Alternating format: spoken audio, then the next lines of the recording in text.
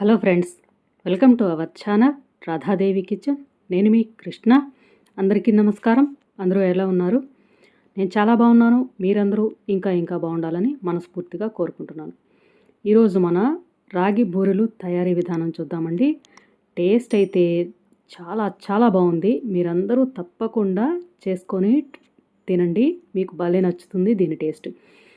అసలు నూనె కూడా చాలా తక్కువ పీలుస్తుంది. ఎగ్జాక్ట్గా ఈ కొలతలతోటి నేను చూపించినట్టు మీరు కూడా చేయండి. దీని టేస్ట్ చాలా బాగుంది, మీ అందరికీ నచ్చుతుంది. దీనికోసం ఒక బౌల్లో 2 కప్పుల రాగి పిండిని తీసుకోవాలి. మనం బయట మార్కెట్లో కొనుక్కున్నదైనా ఇంట్లో తయారు చేసుకున్నదైనా సరే తీసుకోవచ్చు. అలాగే అరకప్పు ఎండు కొబ్బరి తురుము వేసుకోవాలి. తర్వాత 2 స్పూన్ల నువ్వులను వేసుకోవాలి. కొద్దిగా ఒక 1/2 టీ స్పూను యాలకుల పౌడర్ వేసుకొని ఇది అంతా కలిసేలాగా మిక్స్ చేసుకోవాలి. ఈ విధంగా మిక్స్ చేసుకొని పక్కన పెట్టుకోవాలి ఈ బౌల్ని. తర్వాత స్టవ్ వెలిగించుకొని ఒక గిన్నె పెట్టుకొని మనం రాగిపిండి తీసుకున్న కప్పుతోటి 1 కప్పు తురిమిన బెల్లం తీసుకోవాలి. అరకప్పు నుంచి 1/4 కప్పు వరకు నీళ్ళను వేసుకొని ఈ బెల్లాన్ని సిమ్లో ఉంచి కరిగించుకోవాలి. దీనికి పాకమేమీ అవసరం పడదండి, బెల్లం కరిగితే సరిపోతుంది. కరిగి కాస్త ఉడుకు పట్టడం స్టార్ట్ అవ్వగానే మనం ఫ్లేమ్ ఆఫ్ చేసేసుకోవాలి. ఇప్పుడు ఇది రెడీ అయిపోయింది. ఫ్లేమ్ ఆఫ్ చేసేసి మనం పిండిలోకి ఇలా డైరెక్ట్గా వడకట్టుకోవాలి. వేడిగా ఉన్నప్పుడే వడకట్టుకోవాలి. మనం బెల్లం సిరప్ చాలా వేడిగా ఉంటుంది కాబట్టి స్పూన్ తోటి మిక్స్ చేసుకోవాలి.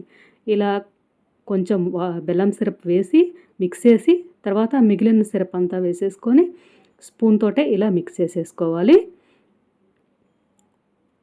ఈ విధంగా అంతా కలిసేలా మిక్స్ చేసుకొని కొంచెం వేడి తగ్గిన తర్వాత మనం చేత్తోటి అంతా కలిసేలాగా పిండిని బాగా మిక్స్ చేసేసుకొని ఈ విధంగా తయారు చేసుకోవాలి. పిండి మీకు ఈ కొలతలు ఎగ్జాక్ట్గా సరిపోతాయి. కొంచెం పిండి లూజ్ అనిపిస్తే పొడి పిండిని కలుపుకోవచ్చు, సరిపోతుంది. చూడండి, కొంచెం ఈ విధంగా ఉన్నప్పుడు 1 స్పూను నెయ్యిని అప్లై చేసేసి పిండికి ఇది కంప్లీట్గా చల్లారే వరకు చల్లారనివ్వాలి. ఒకసారి చెక్ చేసుకోవాలి మనకి బాల్కు వస్తుందా లేదా అని. అప్పుడు మనకి కన్సిస్టెన్సీ కరెక్ట్గా ఉన్నట్లు. చూడండి, ఇప్పుడు ఇది పర్ఫెక్ట్గా బాల్ లాగా వచ్చింది. ఈ కన్సిస్టెన్సీ సరిపోతుంది. ఇప్పుడు దీన్ని కంప్లీట్గా చల్లారనివ్వాలి. ఇప్పుడు ఇది చల్లారిన తర్వాత ఇలా చిన్న నిమ్మకాయ సైజ్ అంతా పిండిని ముద్దలు తీసుకొని ఇలా చక్కగా రౌండ్గా బాల్ లాగా చేసుకొని తర్వాత ఒక ప్లాస్టిక్ పేపర్ మీద నెయ్యిని అప్లై చేసేసుకొని ఈ బాల్ నుంచి ఇలా వేళ్ళతోటి చిన్న అప్పాల్లాగా తయారు చేయాలి. చూడండి, పిండి ఎంత మృదువుగా ఉందో కదా. మనం రాగులతోటి రకరకాల వెరైటీస్ చేసుకుంటాము. జావ కూడా తాగుతాం ఎండాకాలంలో. ఇలా మీరు స్నాక్గా బూరెలు కూడా తయారు చేసుకోండి, చాలా బాగుంటాయి. ఇప్పుడు ఇలా తయారు చేసుకొని వీటిని పక్కన పెట్టుకోవాలి. 1, 2 ముందుగానే తయారు చేసుకోవాలి. మందం చూడండి, ఈ మందం ఉండాలి.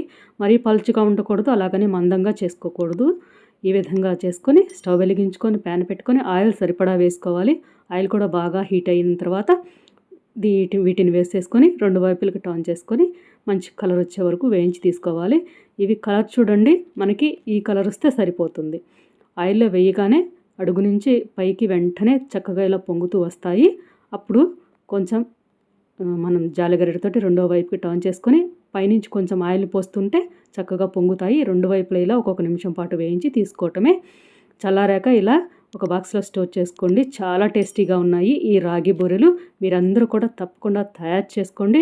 వీటి టేస్ట్ ఎలా ఉందో నాకు కామెంట్ రూపంలో తప్పకుండా తెలియచేయండి. అలాగే ఈ వీడియోని మీ ఫ్రెండ్స్కి, రిలేటివ్స్కి షేర్ చేయండి. అలాగే ఛానల్ని తప్పకుండా సబ్స్క్రైబ్ చేసుకోండి. సబ్స్క్రైబ్ చేసుకొని పక్కన ఉన్న బెల్ ఐకాన్ క్లిక్ చేసి ఆల్ అనే ఆప్షన్ ఆన్ చేసుకోండి. Thank you.